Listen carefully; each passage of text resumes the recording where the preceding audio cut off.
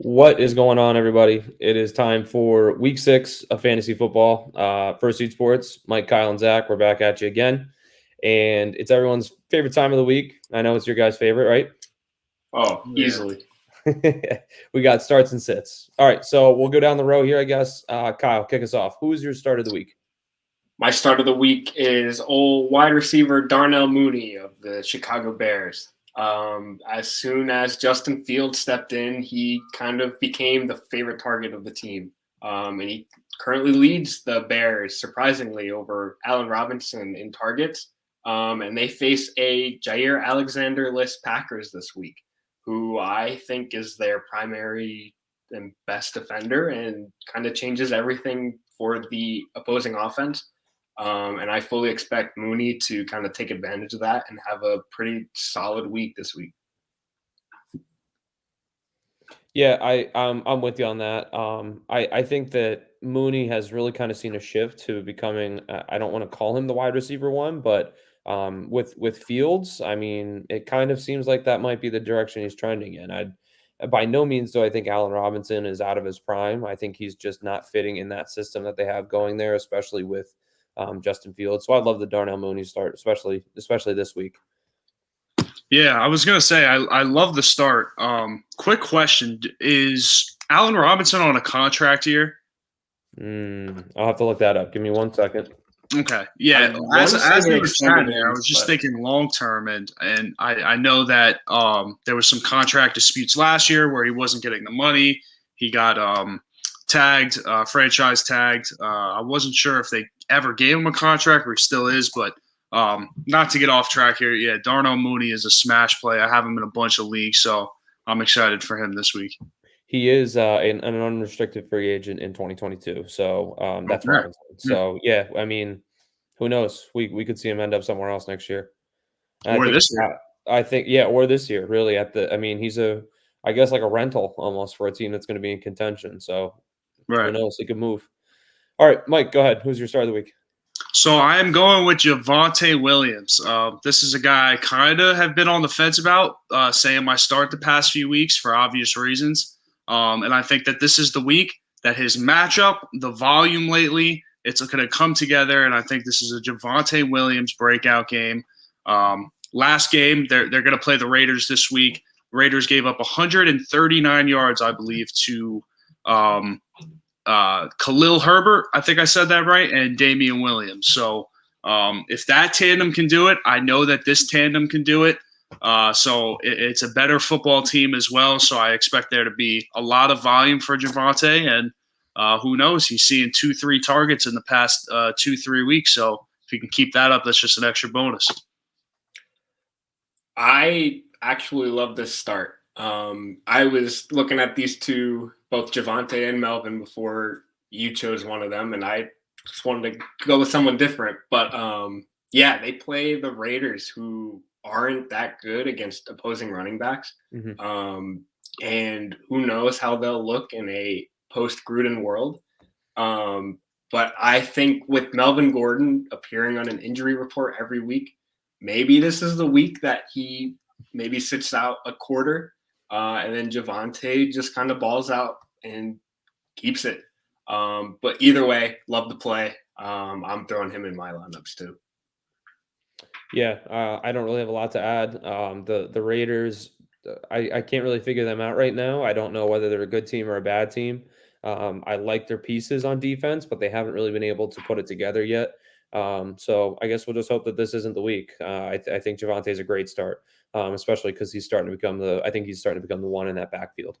Mm-hmm. All right, my start of the week is going to be Trevor Lawrence, quarterback for the Jacksonville Jaguars. You guys get to wake up early and watch a 9:30 game again this weekend, and it just happens to be the Jaguars. And in case you guys don't remember, the last couple times Jaguars have played in London, they kill it when they go across the pond to London. In 2015, they put up 34 points against the Bills. In 2016, they put up 30 on the Colts. In 2017, they put up 44 on the Ravens. Like I don't know what happens when Jacksonville goes across the Atlantic Ocean, but something weird happens. So, and not to mention they're playing a bad Dolphins team. Miami has been kind of reeling since losing Tua. Now they might get Tua back, and it might turn into a shootout, which only benefits Jacksonville even more, and Lawrence even more. But if we look at last week, yeah, Tom Brady went for 411 yards against the Dolphins. So there is certainly the ability to throw on the Dolphins this year. They don't seem to get a lot of pressure on the quarterback. So I love Trevor Lawrence to have a nice statistical game this week, and fingers crossed they can get a win in the win column. Mm-hmm. You mentioned that the Jaguars are typically good in London, and I'm convinced that the owner Shahid Khan really pushing that the Jaguars should have London as their home team, homeland. But who knows? But aside from that, I love the Trevor Lawrence play. I mean, we saw Tom Brady pull up against Miami and throw for his first 400-yard game with 5 touchdowns. And I think that says a lot that Tom Brady is 44 and doing that against any team. Yeah. So for a young Trevor Lawrence with a pretty dang solid receiver core in hometown London, I think Trevor is a really good start this week. Here's my question for you. If they go to London, do they have to become the Jaguars? Is that how they say it over there? So, right? You ever see those commercials for the cars and they're the Jaguar? Yep. I think that's what they'd have to become if they went over there. Yeah, but hey, I absolutely love the start too. Just seeing what happened to the Dolphins last week, I love it. I love that they're getting James Robinson more involved. They finally figured that out. The last step, I think, they need to find a way to get Laviska Shenault the ball more, and then that offense will be full tilt going. So I really love what they got going. I think that whole coach distraction thing could be behind them this week. They're going to London. I feel like that's a lot more relevant news. So we'll see. Kyle, you obviously don't think that they're moving on from all that nonsense. What do you think? I think he's just lost that locker room. There's no way he's going to win that team back. Somehow, whoever is taking over that locker room, I think I saw reports that it's just the team is running itself. And I kind of love that. But Urban Meyer, he doesn't have that team. I was going to say, I would really just kill for any of the receivers to become the guy. Like we've seen Marvin Jones dominate before. Laviska showed flashes last week and even last season. And who's the other guy that I'm missing? Oh, I'm missing Hearn. No, not Hearns. Wow, I just went back like 4 years in my brain. Chark. But Chark's on IR right now. So it's really just those two. Dan Arnold is there now too. And he's a decent tight end, I guess. So, maybe we'll see some production out of him. But all right, let's flip the bill here. We're going to start with sits of the week. Kyle, who you got? My sits of the week is any Seattle running back, whether it be Chris Carson if he is fully healthy, or an Alex Collins if there is no Chris Carson. As of right now, I think that's up in the air, and I don't want to start either of them. Mostly because Pittsburgh is the 4th best defense in fantasy points to running backs, as in they gave up the least. And Geno Smith is the quarterback. I don't think they're just going to become a run-heavy team because of that. And I think it's just going to be a okay to decently bad offense, and I think these running backs just do not perform well, at least in this matchup. Mike, I'll let you step in here. Go ahead. Yeah, it'll be pretty interesting to see what's going on here. I'm sorry, I lost my train of thought really quick. I had the dog run down the stairs. I had to take care of that there. All right, that's all right. Then I'll take over for you.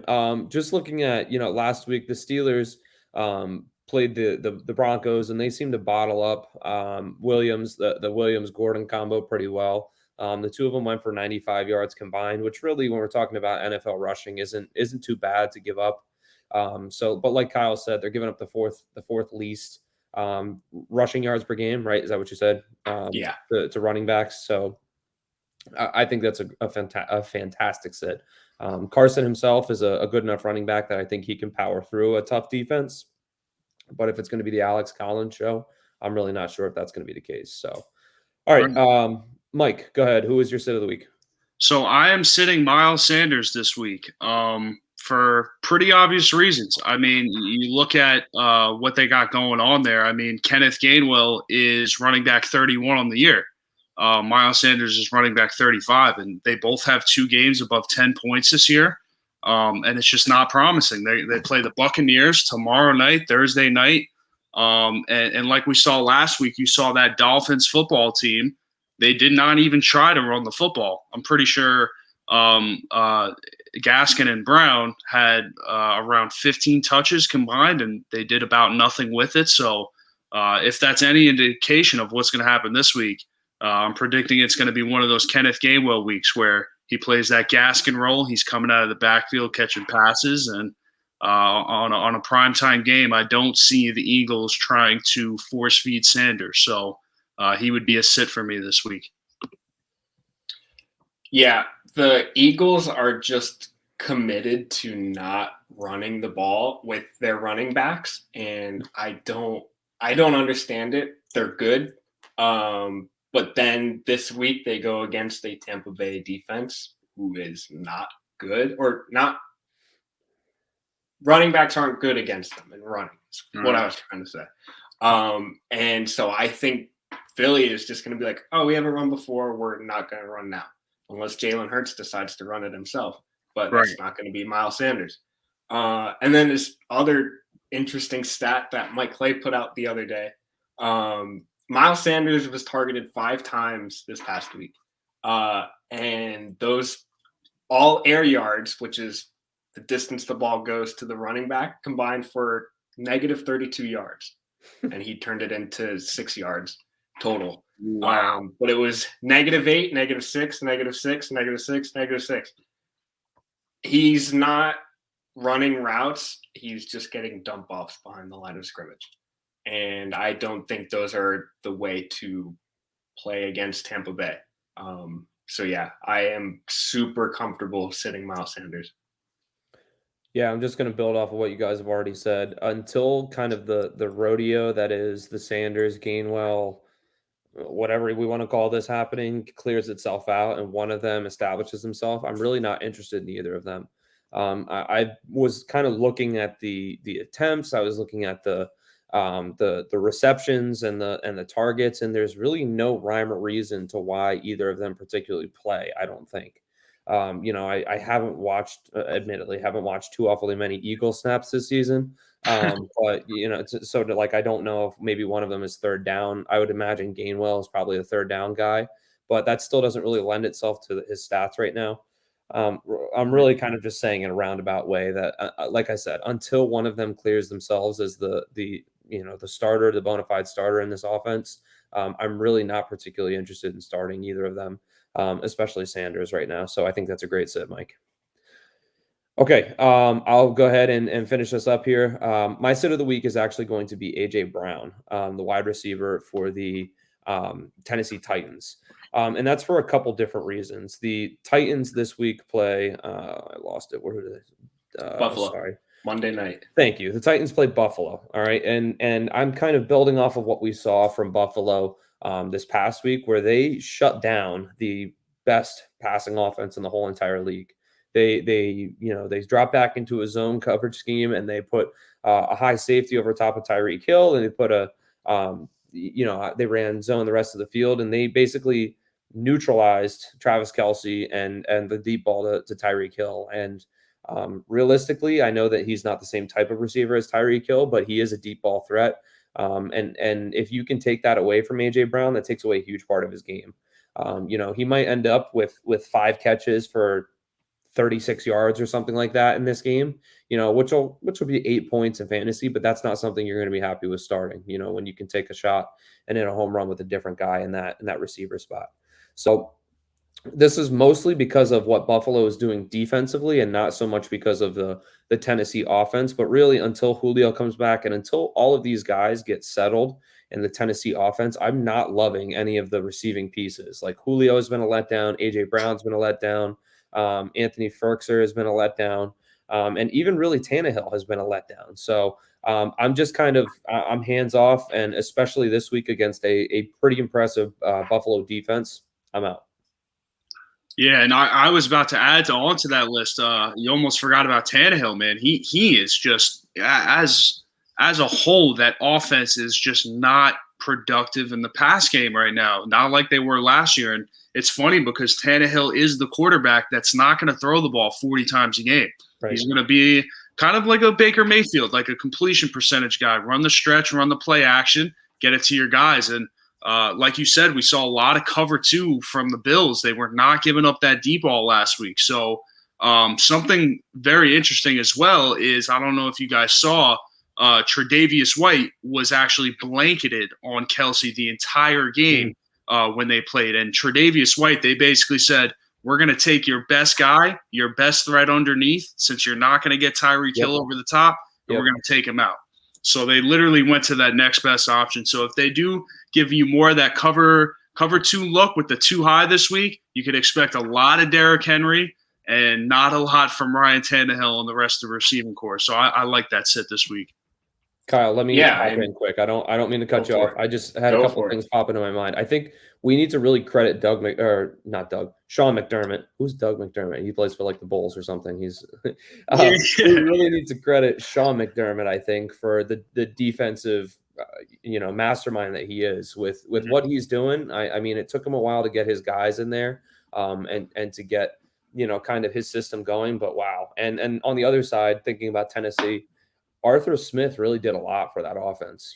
I think Tannehill is hurting without his OC from last year. Obviously Atlanta, he's down there head coaching now, but like maybe that was Tannehill's key. Maybe it was just his OC. A guy that really got him. And typically we see your quarterback struggle in the first year with a new OC, but just kind of food for thought. Mm-hmm. Yeah, I was going to say the other part of that is that Derrick Henry is killing it. Yeah. And I think that's just so the passing offense doesn't have to perform. And I'm not sure which is causing what, but either way, I can see somebody, if they can afford to, benching AJ Brown. But really, like you said it's going to take a while for this team to really like get into their routine with throwing the ball. And I'm looking at the schedule. They play Buffalo this week and then Kansas City next week. And then they play Indianapolis. And I think that week is going to be a Tennessee score-off. Because they play two really tough teams overall. And then they're just going to be ready to rumble and be like, all right, we're not this bad. We're not this awful. And I think that's when we're going to see Julio, a healthy Julio, AJ Brown, maybe Tannehill, really be who we think they are. Mm-hmm. Yeah. So I think overall, if we're looking at our sits this week, I think that all three of them are more so opportunity sits. Kyle, you mentioned Collins, and Mike, you were talking about Sanders and the timeshare, and AJ Brown not really fitting into his the offense yet. I think that that's kind of going to be one of the keys. And that's kind of how it generally is early in the season, where we're still waiting for guys to get settled in their offense and really kind of find a role. So, all right. So really quick to recap, our starts of the week, I'll go backwards across the list here. My start is Trevor Lawrence going across the pond, playing in London on Sunday morning. Mike has Javonte Williams as his start of the week. And Kyle, remind me, Kyle, who do you have as your start of the week? I'm sorry. Darnell Mooney. That's right. I apologize. All right. So we have Lawrence, Javonte, and Darnell Mooney. And our sits of the week, I have AJ Brown this week. Mike has Miles Sanders this week. And Kyle has whoever the starter is for the Seattle Seahawks this week at running back, whether that's Collins or whether it's probably a not fully healthy Carson. That's going to be his sit. Okay, that's it for this week. We got our starts and sits out of the way. Fellas, got anything else to add? No, keep it going, baby. Ready to watch more football. Absolutely. That Sunday morning game is nice. I can roll out of bed and I can kind of pay attention to a mediocre game, kind of not, but it's nice. Then it gets me warmed up for some red zone. Oh yeah. All right, fellas. Well, let's get out of here. That's it for us. We will best of luck this week, and we'll catch you next week.